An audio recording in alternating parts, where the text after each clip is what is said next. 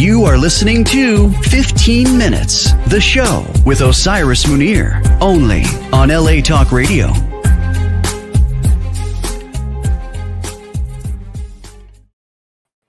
Hey, y'all, my kindreds out there. It is good and hot, as my mother would say. It's Africa hot outside. I don't know if it's kind of like dangerous. So make sure everybody out there, make sure you are all, including myself, stay hydrated, stay up in your spirit, and try to roll over the lessons that we all are incurring as a planet, as a species, as a country. None of us are going to get out of it. So even if you have money out there, if you think you're protected because of your money, your houses, your cars, trust me when I tell you, take it or leave it. We're living in a time that none of that is going to matter. In a moment, it's so many other things going on that require our most immediate attention that we will have very little time to focus on who's wearing what dress. Soon, you'll see.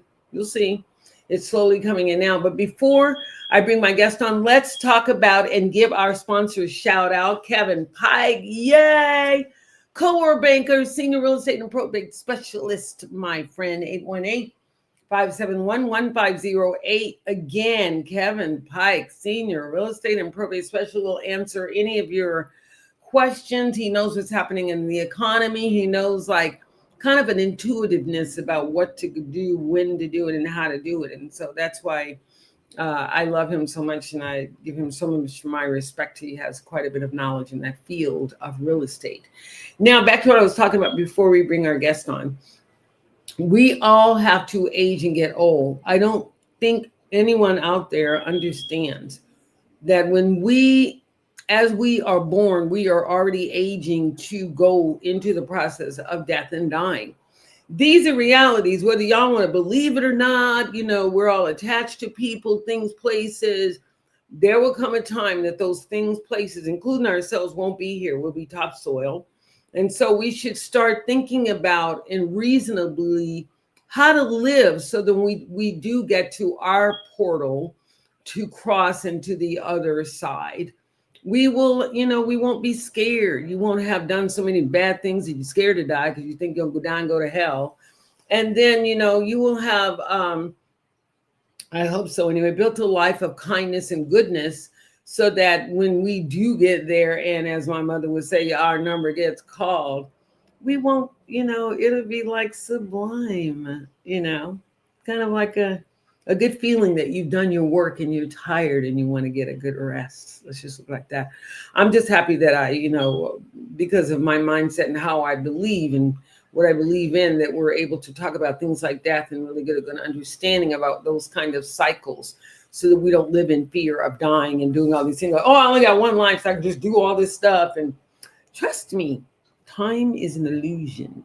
So today we have in our midst a wonderful human being. She's a director, producer, really fighting the fight for good causes.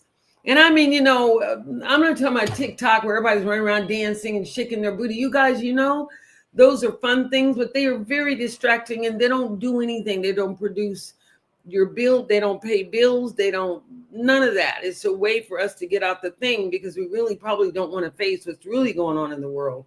And so that's a really kind of nice, entertaining outlet, although not necessarily with regards to reality. But Susie Singer-Carter, our guest today, is definitely in touch with reality.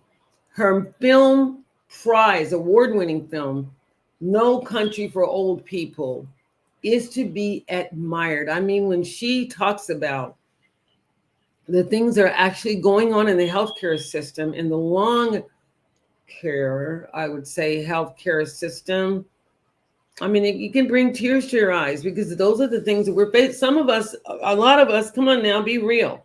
We're facing that out here right now. We've got parents, relatives, people in the hospital. We don't know how they're going to get out, if they're going to get out. And so these are realities of life that we shouldn't feel sad.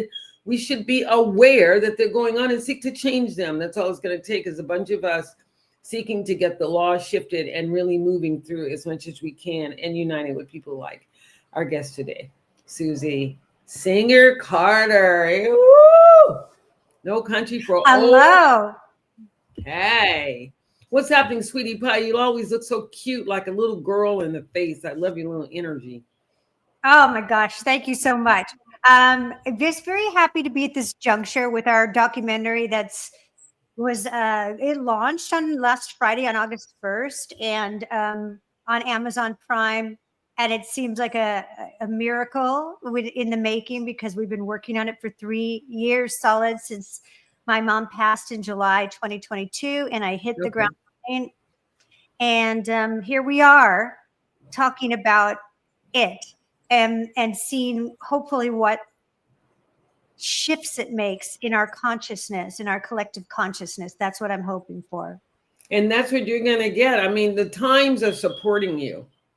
So the times, a lot of things that people were involved in 20 years ago, now we're in a time period that we have to face certain things. We can't be like little high schoolers. Oh, you know, in America, all we do is party and hang out. Like, this is some serious stuff's coming down. And a lot of the other countries are older than America, and they're used to a lot of things that we've yet to experience. We're like a baby, like teenagers. Oh, I know how to play with my wee-wee, and I know how to, you know, talk dirty, and I know how to, you know, smoke weed, you know, things like that. And those things are okay in a certain respect, but things like death and dying are real. Now, what about the new law that just got passed, you know, about Medicaid? There's a lot going to go on, and it's going to trickle down, if not already, into those long care term facilities. What's going on? Enlighten us, please. Enlighten. Well, I'll try to enlighten you, but it seems to be shifting constantly. It's very liquid, and of course, that's indicative of this administration. So, you know, the big beautiful bill is threatening all kinds of changes in terms of Medicaid. And already that system has been gamed, which is what my documentary is all about, is about the fact that, you know, CMS has not done a very good job of keeping oversight and enforcement on the regulations that are in place as it stands today. And CMS already has a lot of great, just for your audience, in case they don't know, CMS is the Centers for Medicare and Medicaid. Yeah. And so, yeah. And so they, you know, they are supposed to oversee that and make sure that the regulations are enforced and provide the proper amount of oversight. And it's not happening, obviously, because we wouldn't be in the state of crisis that we are in and that we talk about in my documentary. And now, you know, which this kind of boggles my mind. And I'm not an expert in Medicaid and Medicare and certainly can't even deign to believe that I understand what the current administration is trying to do with our Medicaid, that we all pay into. It is our money. It is taken out of your paycheck. Every paycheck goes to that. That's supposed to be for you when you need it at any time. It's not Medicare. It's not an elder thing. This is like, if you can't afford health insurance and you are having financial issues, you will be cared for through your Medicaid. And that is there for everybody, once you're an adult. So right now, they, as far as I understand, they want to up the amount of required hours a week to work before you can, and if you in order to be eligible for your Medicaid. So it doesn't matter if you work a 40-hour week. They're now wanting you to work anyone between 17 and I think it's 64 years of age. You have to clock in 80 hours of work a week. A week? Yeah. Well, what about people that are self-employed? Oh no, a month. I'm sorry. I made that wrong. Yeah, like, okay, it's a month. Like what? That's a little better. Yeah, that's a little better. It's okay. No, I was like, what? About people? I said that wrong. It's okay. What about people that, as long as we get it correct and we get the right information, what about people that are self-employed? I mean, I'm noticing, and I'm just saying this from living and from watching and from paying attention to life. Not just, oh, hi, I'm young and I'm cute and I'm paying you, a lot more. I will say young people are having to pay attention to lives. They can't afford to be all carefree as much because too much stuff going on. But Yes. I'm noticing that slowly they're bringing innocent children into films that have to do with porn and dying and all of that. They're kids. They don't need to know nothing about all of that. I mean, what? Then also they're slowly going into the homes of people that are self-employed now. They want some of that money. Well, what? You're making money and we can't get none of it. What's wrong with you? Let's go in there and get that. So every little thing that was once offered to us as a part of being democratic or having freedom is now being taxed with either monies or it's not free. Even Right. water and air is not free anymore. And that's a damn shame. We should really, and I'm saying this from a spiritual place, all of you out there listening to you that have demonic forces and stuff in your mind, you should really be careful. Because even though we don't know who you are, life knows who you are. And spirit knows who you are. And the law of cause and effect is firmly in place. So when something happens, you go running around looking stupid because something happened to your home or whatever. I want to see you sit up and say, what have you done to incur the kind of karma that it would come for you? And you don't understand cause and effect. So that's what I have to say. So Susie, in regards to what I just said, what do you think that are some of the changes that could help the system be more accommodating to all of the things that are happening on a planetary level?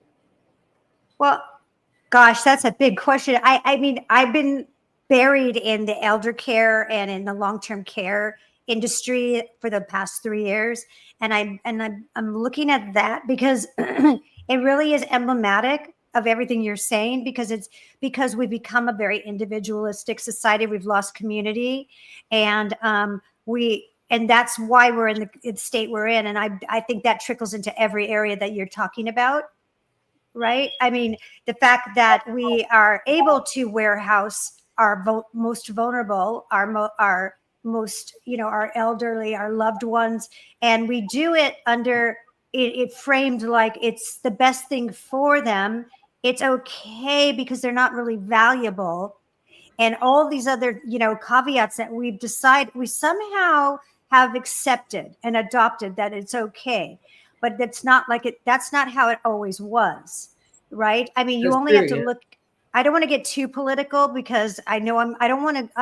I mean, but say your truth without being accusatory.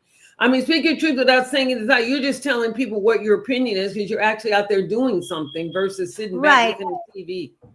Right. And it really is a nonpartisan issue. I mean, it's reflected in every area of our life, even in our administration. I'm not a Democrat or a Republican. I'm probably somewhere in the middle. But I there's so many things about the slippery slope that we're on. Just hearing our president say bullshit on TV is just bizarre to me. When you're talking about children on, that are children that are what, young, that are participating in different things that they normally wouldn't be. So we've sort of lost a decorum and a respect, and sort of the thing that society is built on.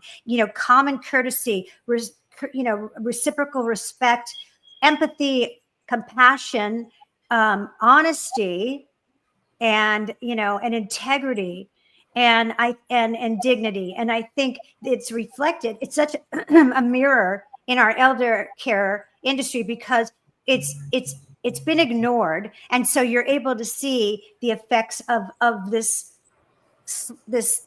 shift that we've had, a very slow and steady shift to where we are today. And people always say to me, well, Susie, can't we just look at all the other countries who are doing it better, and they revere their elders? And guess what? That's changing. That's why I call it No Country for Old People. It's not just our country. It is permeating every culture. People look at Western society as a role model. We've always been a role model. And there's Asian cultures now that are getting affected by, and they used to not be like that, at all. and it's not, it is really affecting how their elders are being taken care of, where it didn't used to be like that. It's everywhere. I belong to a coalition called Open the Doors they're based in Australia, but we have members from all over the globe. And it is not good anywhere. And like Norway is one of the few places that is doing a good job, but nobody really wants to emulate that right now. I don't mean nobody, I'm saying the powers. When you speak truth to power, they're looking at dollar signs, so they'd rather, getting back to Medicaid, they'd rather spend $200 billion to rework Medicaid to make sure that there's no fraud going on. Well, $200 billion, how many lives can that save? They should be doing their job. They don't need $200 billion to revamp their organization. Their organization is already built. Do your job. So why aren't they doing their job? Because there's a huge lobby that's out there.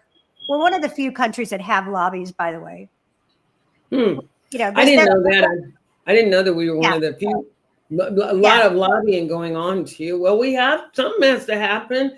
I mean, going on what you were saying about, the different monies that seem to be pulled in, put places, detracted or whatever. Who's watching the people that are making all of these decisions? There's no checks and balances. All of that? I mean, every day I get up like, who are all these people doing all these things? Like you just wake up one day, oh, everybody's forced to do 5G. Zero. You wake up one day, oh my God, everybody's for it. Who is making? That's who my spiritual energy, I'm telling you now out there, I'm putting the energy on you. I'm sending it towards you because it's wrong, it's incorrect, and you yourself are human. How are you going to do things against your own? It's like doing something to yourself. Like you're never going to get old. Nothing's ever going to happen to you. You live a perfect bubble world, and that's just not true. Look around you. I'm sure Bruce Willis, people that have died recently, celebrities, since that's who Hollywood seems to recognize, are dying. I'm sure they didn't wake up one day going, oh yeah, when I get 60 something, I'm going to get a terrible illness, and Hollywood's not going to give a rat's to duty about me either. They don't care about you either. It's only what we are good for and what you're worth for. It's like a machine. Oh, let's get Osiris. Let's get Susie. Stamp them. Oh, wow, they're young and vigorous right now. We can use them. We can play with them, push them around. But wait a minute, they're kind of slowing down a little bit because they've gotten wiser, this, that, and the other. So let's just kind of push them over to the side because, the society doesn't looking at them as well. The truth is that as you mature, your mind, if you're doing work while you're young and not just off spatting around, wasting your time thinking you're never going to get to 60 or 70, it goes by quick. Rather than doing that, when you do get to those places, you're prepared. You're prepared mentally, physically, and spiritually for the whys, for the things that won't even come to you until you get 40. They just don't happen until you get 40. They just don't happen until you get 60. That's just the way life is. It's not TikTok. Right. And Ashton Applewhite, who's a real advocate and voice for ageism, and she wrote a book called This Old Rocking Chair, or no, This Chair Rocks. I'm sorry, This Chair Rocks. And she is phenomenal. And she says that, when you are an ageist, you're only creating a stigma against your future self. That's right. A bias against your future self. So isn't that counterproductive? I mean, it's ridiculous in my mind. It's ignorant and a lack of intelligence for people to think like that, because it is. It's like telling yourself, if you continue to live, I'm never going to get sick. I'm never going to get old. I'm never going to have any problem. That's just not. Well, good luck. My mother would say, well, if you like it, I love it. My mom and I used to joke around like, oh, dying, that's for other folks. We don't do that. We're not going to be doing that. You and me, that's not for us. Bye-bye. See you later. We just joke around. we all want to do la la la. I wanted to do la la la. I get it. You know, and it's not something you want to think about every moment of the day. It's not, but you have to at some point realize that other people, you know, that they are just 5 minutes ahead of you. That's all. Blinking you're 90. Blinking you're 90. And you know, why do we have to have a horrible exit? Why? There's no reason for it. And we are such an ageist and ableist society now. We do not value people who are disabled. We do not value people who are older.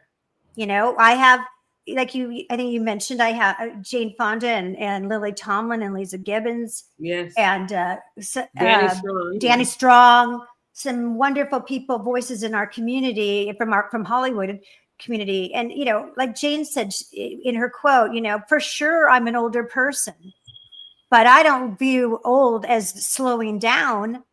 I view old as more education, more experience, more life. And she said, but I can't do that if I'm not supported. And, you know, and like, so it's like, it's such a sad reflection of where we're at. This sort of, you know, I think about what I liken it to all the selfies. You know, I didn't grow up with selfies as a little girl. If we took a picture of ourselves like this, people would go, "Oh my God, like she is like so conceited. Like who is she?" You know, like smiling at the camera, looking at yourself constantly. I feel like we're so looking in and not looking out.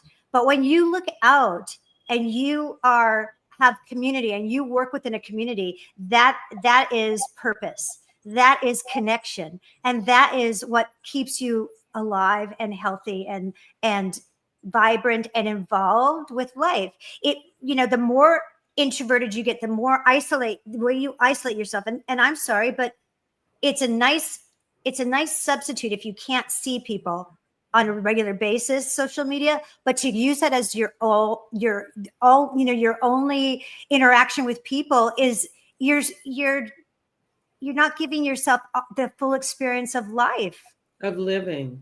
You're right about that. I recently met someone who had a very bright spirit. I often attract people, and you know, if you're empathic or in any kind of have any kind of bright energy or spirit about you, you attract flies, bees, you know, everything else that goes to the light. Oh, right? Yes. Oh, yes. And so what happened is that I triggered something in this person. The person had known me all of maybe 8 hours, a 3-day period. She knew me for like 8 hours. By the time the 3 days were gone, I was a this, I was a that, I was old, I was dumb, blah, blah, blah. It was like so weird. And then I thought about it. Wow, I'm not old to me. And like one lady said, I'm too young to be old, but I'm too old to be young. So you're like in the middle, you know. I don't have any major health problems. I know people 30, 40 years old can't get up out of the bed every day, can't even walk and things like that. So we need to really lose what constitutes aging and what happens as we age. And that goes up to my question. Like, I think that as we understand more about technology and more about how technology can help us devise better plans to live a better kind of lifestyle or whatever, that will help to get us as we get to the aging point, that, you know, our bodies aren't so in decline that we can't even function and we're just leaving our whole, just take care of me. I don't want to think, I want to do, you know, that's unfortunate to me, where you have to depend on other people's good, solid mind to help support you as we age. Mm-hmm. Yeah, that's a whole nother conversation. So I was like, I mean, I sort of danced around that yesterday, thinking like there's some people like my mom who, you know, got hit with a disease that there's nothing you can do about it. It's going to progress no matter how hard whatever you do. And that's Alzheimer's. Right now, it is what it is. And you can't fight it, and you will have to be dependent at some point.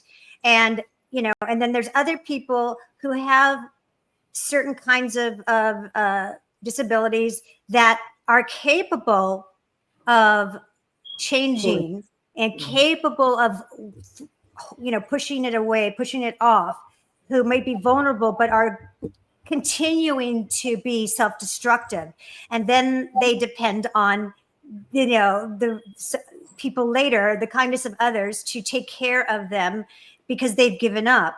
And that's also, to me, that's an issue. It's like we have the responsibility to take care of ourselves when we can, because it's you have to be. I feel like we're a very immature society. The way it's right. I feel like it's like we're teenagers. Where are the grown-ups in the room to say, okay, come on, knock it off? There are. Right? Yeah, I told you that's yeah. Go ahead. That's what I feel like when I watch. I enjoy TikTok. You guys, I am old and young. I'm all colors. I've been influenced by so many different experiences and a wide range of experience. I mean, when I decided to step out of my community, I left. It was gone. So I've seen a lot of different things that most people culturally might not have experienced because they stay close to home. They do things that are safe. I've never done safe. I've always done things just out of my own curiosity. And one of the things I notice is that in the world of non-traditional medicines and modalities, they are exploring a lot more things because we have to. We can't just say, oh, well, this worked 400 years ago. And, I cannot believe that people think that life is supposed to be the same now that it was even 20 years ago. Why would you think that? Unless we're stagnated and haven't grown at all. That's what you're saying. We're stagnant. We don't even grow. We're still doing the same thing we did 200, still trying to pull stuff that was maybe popular 30 or 40 years ago, not even popular. We could have gotten away with it. We have totally shifted timelines, and we have people operating as if they're stuck somewhere back in the 40s, the 50s, and the 60s, without understanding that some of those things that applied then, they don't work now. It's a whole different society. People's mindsets are completely different. We're being exposed to things that those people then were not exposed to, and certainly were not prepared to deal with. So aging is one of those things where, like, I'm over 60, but if I could tell you, I'm fine. I got a badass body. I still have I still have a lot of energy and stuff like that. There are a lot of people like me. Instead of trying to make people old, I know people that are 20 that are old. That's how they think, like old. Yeah. Like, oh yeah, I can't, I don't know how to do this, Miss Osiris. And I'm like, what? You're only 20 years old and you killed yourself, buried yourself in the grave. You can't do this, you can't do that. I don't know. What do you think about? I never bought into that. I mean, I never bought into it either. No, I feel like, listen, we are mortal and there are certain things that we cannot stave off, right? And there just is. It is what it is. That's the way we're programmed biologically. However, I understand what you're saying. I mean, I had friends when I was in my 20s and 30s that would go, well, we're the older generation. Well, that's for them. That's for the kids. It's like, really? Because I'm still shopping at Forever 21. So excuse me. Okay. I'm still dancing hip hop like anybody's right. Okay. So I don't know what you're talking about. I'm going to dance till the feet don't move. And that's the way it goes. So I'm only old until I decide I'm old. I'm only can't until I decide I can't. That's right. And I'll know when I can't. I'm not, that's, our bodies give out after a while, but until then, I'm not going to give up. And I don't look at people when I see older people in nursing homes, because I spent a lot of time there with my mom. I see who they were. I can see them as a child. I can see them as their cool, sexy self in their 30s. And, I see them. I see who they are. Like they have a whole spectrum, a whole thing. And we all do. And when to me, ageism is so immature. I mean, it's so fluid. It shifts all over the place. Like as a writer or as an actress in Hollywood, so it's like, oh, you're too old to write. I mean, there's a diversity group in the WGA, for aging writers. Oh, 40 and over. It's like, excuse me. What? I mean, 40 is like 40. you're just maturing. You're just becoming a real adult. If that 40 is only 10 years from being 30 years old. That's how young 40 years old is. I'm serious, people out there. 40 is only 10 years from being 30, and it took you 10 just to be 30. So when they say 10 or 15 years for people to grow into their age, I'm telling you from somebody that ages, it takes about 10, 15 years for somebody to actually develop into the age they say they are.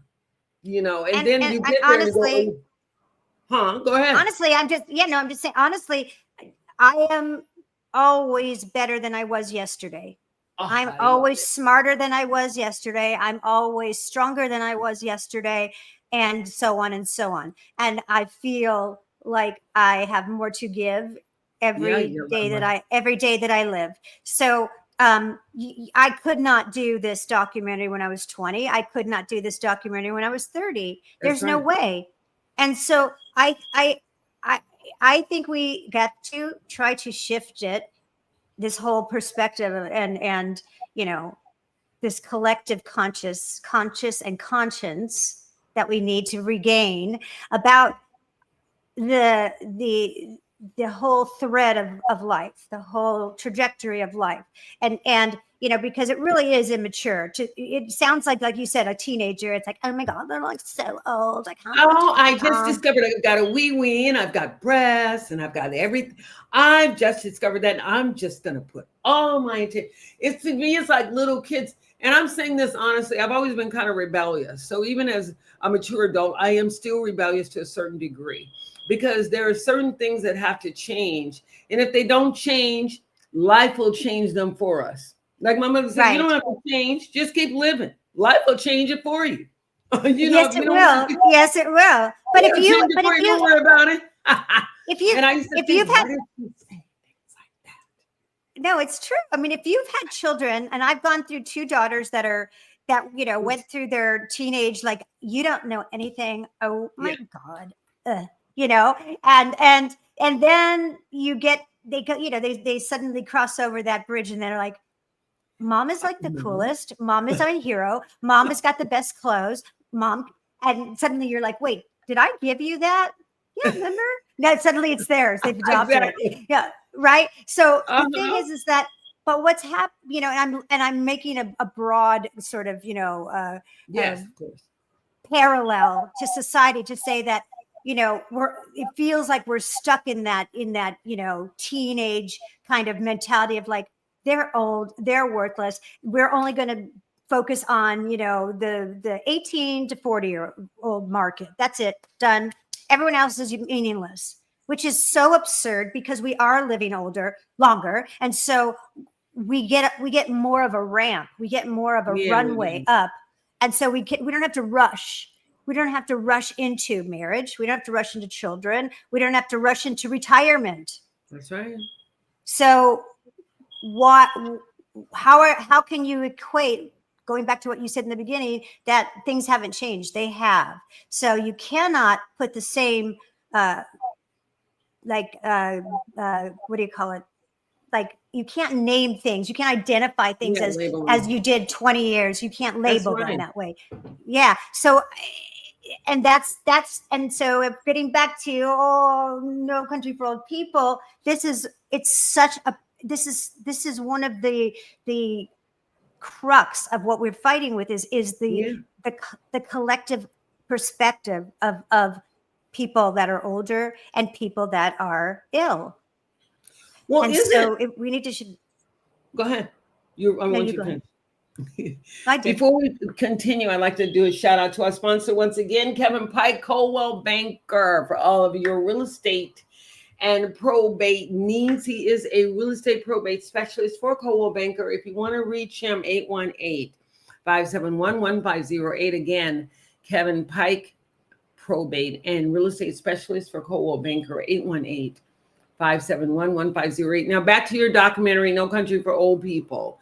What I love about it, the title is Kicking Butt. I love the title because it really is a get to the point kind of title. I think also that because you do have this kind of documentary, that the timing is perfect to align itself with these kind of things that we now are ready to hear. We're ready to hear because I'm sure over there where there's wars and people actually dying, young, old, whatever, I'm sure people could care less about their age. When there is a natural disaster like a tsunami, don't nobody care about your sex and your color all of a sudden because everybody's in danger. Tell me they're not. This is why it's equal opportunity. Yeah, it's equal opportunity to be human because all of a sudden, all the little things that you didn't like about your neighbor, and they black or they're white or they're a girl or they're tall or whatever stupidity that we find in judging other people that most of the time we don't even know loses when there are things that happen that are out of control. And to me, in my opinion, that is why they happen. To show us that we, go ahead, Sis. It's the great equalizer.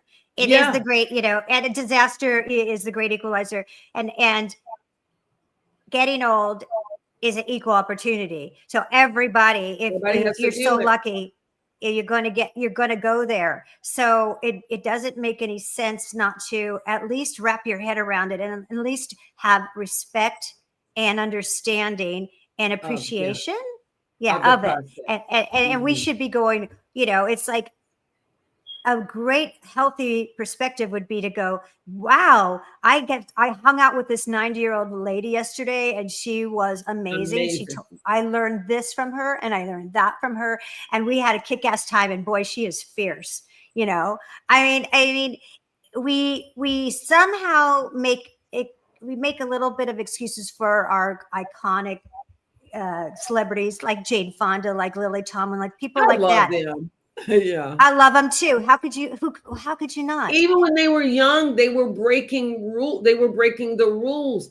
What I love about them is that they're willing to stand proud in who they are at this stage in their lives without trying to, like my mother used to say, well, you can cut your face up and do this all you want to, but inside your kidneys are still getting old, your heart's still getting, unless you're going to repair every single thing inside of your body that's going to match the face you just carved up for money that's going to do it again. It doesn't make sense when we could take better care of ourselves and still get the same effect. And I think that's part of what we're going to learn about the beauty of aging, because as we continue, like looking at watching these movies and documentaries like No Country for Old People, as we continue, we're finding better ways to incorporate aging within a regular framework of life.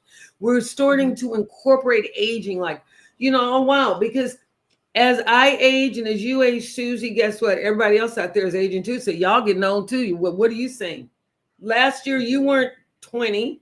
Now you're 40 or whatever. So it says that everybody is moving towards that momentum, no matter what stage of age we are all in. And death doesn't find everybody at old age. Old age just says that you live long enough to understand you might be tired right about now, and ready because you've done so many wonderful things to offer the planet that you can go and say, look, I've made a contribution, rather than somebody that all they do is wreak havoc and do ill will towards people. And they're scared to die because they're scared they're going to go to hell. That's the truth. Rather than living the kind of life that should death find you early or in some precarious situation, you won't feel like, oh my gosh, I've done all these bad things. Now I'm scared to die, because I did, that kind of thing. You'll just be like, okay, it's my time. I did good. I guess that's the time I set in motion, But in the documentary, No Country for Old People, how much time did you spend, or the people that work with you spend, on researching the kind of medicines and things and care that are given to these people in these facilities? Are they helping, hurting? Have you found them to be up to par? Is it something that, are they doing that kind of dirty stuff that they're trying to get rid of people for numbers and money and stuff? I don't know. I don't know how dirty they are. They probably are dirty. Yeah. Oh, yeah, it's yucky. It's yucky. It's major yuck.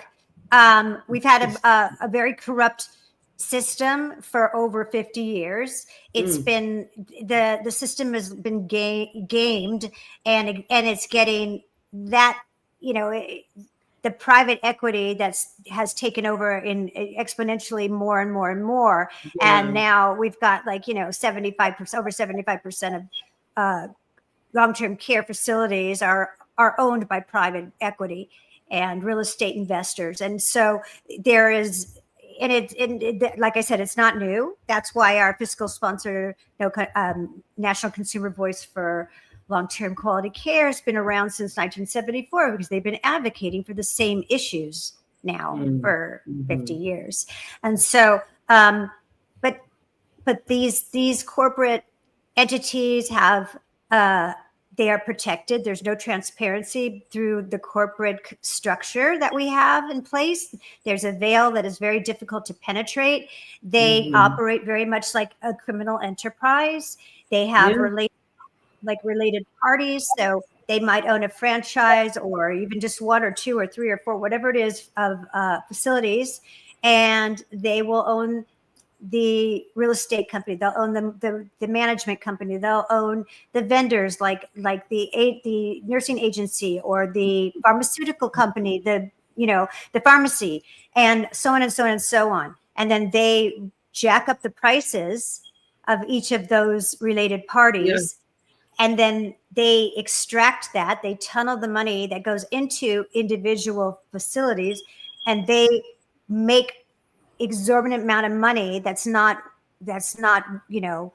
realistic. It's not based on off the books. It's off the books, you guys. It's off the books. Yeah. And I then work for corporate America. I'm going to tell you, everything is off the books. It depends on who the accountants are, how they do their job, what they're instructed to do in order to keep the books from, looking a certain way. I'm telling you what I know to be true, because I've been there, and I've been behind the scenes, and I've been in corporations, and I probably was supposed to not make it, so I couldn't tell you guys these truths, but I did. They couldn't stop it. Okay. Just like they can't stop Susie. A question I have for you. Do you feel that with the not current administration, but current mindset of the times, that we could very well go back into Dr. Kildare and those doctors that will come into the home and take care of people, versus going into hospitals now, unless you're absolutely cannot help go in the hospital for care, that a lot of those things will be starting to be placed back on the individual people for self-care versus the system? I don't think so right now, because it's the structure is so built to be, they want to make money. Yeah, and the days of having an individual physician's practice it's old. It's over. There's nobody's going to make this just doesn't happen anymore. Well, what about the apps? What about all the apps they're creating now to put you in touch with Dr. So-and-so right on your phone? Yeah, but they're still owned though. So like One Medical. I belong to One Medical. They're like a boutique, physician service. You can go in, you can do it through your app and all that stuff. They just been bought out by Amazon. Oh my God. Amazon, what are they doing in the medical field? What field are they not doing in? This is what's going on. And all of them have become their own little TV stations and their own little pharmaceutical stops, and you get your all stop in one. And so here's the thing, there are very, very few, if any, private practice anymore, and so everyone has to play by the rules of the corporate. And so when you go, getting back to long-term care, when you come and visit, or you're caregiving for someone in a long-term care facility, and you're seeing that they're chronically understaffed and nobody's happy working there, and your loved one is suffering and they're not getting the care that they need, you are dealing with not those individuals that are working there, but the corporate who are laying down the edict. And they're just saying, the biggest cost in any company is staff. So that is what they cut. And when you cut staff, if a CNA, if a certified nursing assistant is given 30 residents to care for in an 8-hour shift, do the math. How are they going to be able to handle that? They're not, but that's what's happening. So there are people getting short shrift all over the place, including the care provider, because they are experiencing moral injury because they can't do the job that they want to do, which is all the things relate to the human being. This is not a widget. This is a human being. You can't go in there and wash somebody and turn somebody and bathe somebody and da-da. I mean, it's like, what are we doing? And these are people. You are, like my partner Rick says, you are stripped of your dignity the moment you walk into one of those places. That's right. You're nothing but a paper. Yeah, that's unfortunate. Yeah, you're a line item. Yeah, we're gonna run out of time, so I want you to tell us, people, where we can find out more about the documentary film, your beautiful work, what you're involved in, No Country for Old People. We can find out more about you and the film. It's really being pumped now. You said August 1st, it was really big. They put it out on Amazon, right, and everything like that. Yes. So we are. I just want to say we were given we received the Anthem Award, the Gold Anthem Award for impact. Yes. So very proud of that. You can find, and also want you all to know, this is the last, I must say, this is that the way to change this is not from the top down, it's from the bottom up, like we've done any other thing, like the LGBTQ, like the Black Lives Matter, like Me Too movement. It has to be a movement. We have powers. We have power as constituents. That's our currency. That's how we counter the lobby. We shame our politicians. We tell them that we know what's going on and we need it to stop. But we have to do it as a collective, as a national collective. And we've launched a movement called ROAR, which is Respect, Oversight, Advocacy, and Reform for Long-Term Care. Go to the website, nocountryforoldpeople.com. Find the page which says the ROAR movement. Sign up to become a roarier and roar for those that do not have a voice and cannot roar for themselves. And this is how we're going to make change. That's tried and true. How did we get the vote, girls? That's right. How do we ever get out of the women getting the vote, period, getting to do anything? That's what I'm saying. It's all about using our voice as a collective, and we must do it. We must do it now until it gets so far where we've got, with this Medicaid thing kicks in and people have no place to go in our gray tsunami that is coming, then we're going to find very vulnerable people on the street that won't have the help they need. It's not humane. It's not the way we should be as human beings on this planet. This is all we have. So let's do it. Let's hold hands. And that's it. Fight the good cause. I will say that what I believe in, what I want to happen is that for each individual person out there to become responsible for your own health. So that when you go to the doctors in the hospital, you will need them because you've exercised everything you could possibly use for your own stuff and you take care of yourself.